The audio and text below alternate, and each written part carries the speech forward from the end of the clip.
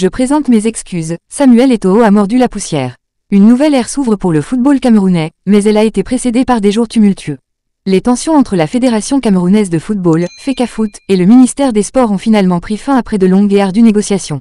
C'est avec un Samuel Eto'o visiblement contrit et humilié que s'est tenu le point de presse au siège de la FECAFOOT. Vêtu d'une tunique sombre et la coiffure soignée, le président de la fédération a présenté ses plus sincères excuses au sélectionneur national, Mark Brice, qu'il avait brutalement congédié la veille.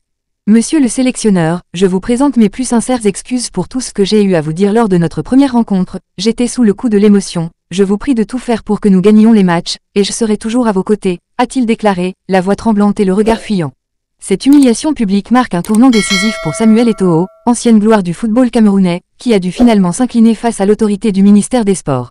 Une nouvelle ère s'ouvre désormais pour le football national, avec l'espoir que les dissensions passées laisseront place à l'unité et la sérénité nécessaires pour les prochaines échéances.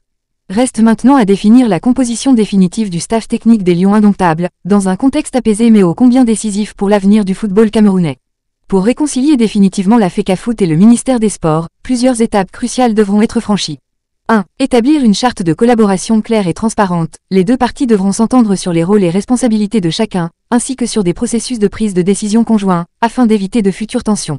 2. Nommer une équipe de direction stable et consensuelle. La nomination de dirigeants respectés et capables de transcender les clivages politiques sera essentielle pour restaurer la confiance mutuelle.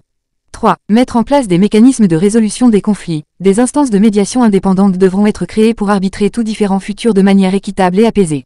4. Impliquer davantage la société civile et les supporters. Une consultation élargie des parties prenantes du football camerounais permettra de renforcer la légitimité du processus de réconciliation.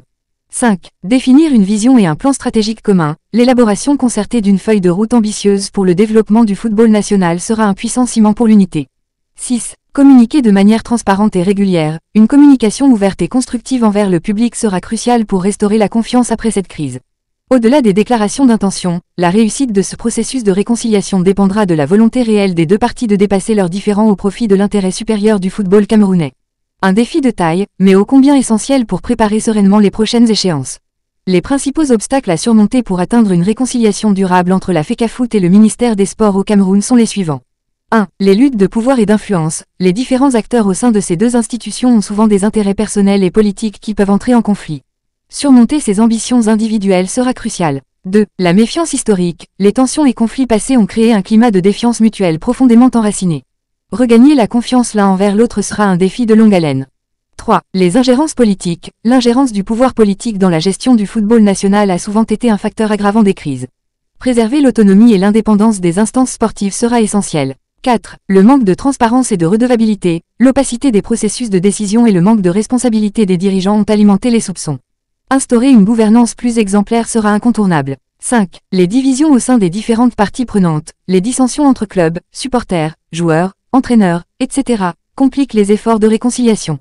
Parvenir à une unité de vue sera primordial. 6. Les enjeux économiques et financiers. Les questions de financement, de rémunération et de droits commerciaux sont souvent au cœur des conflits. Trouver des compromis équilibrés sera déterminant. Relever ces défis nécessitera de la part de tous les acteurs une volonté politique forte, du courage, de la transparence et de la flexibilité. Seule une réconciliation sincère et durable pourra permettre au football camerounais de renouer avec le succès sur la scène internationale.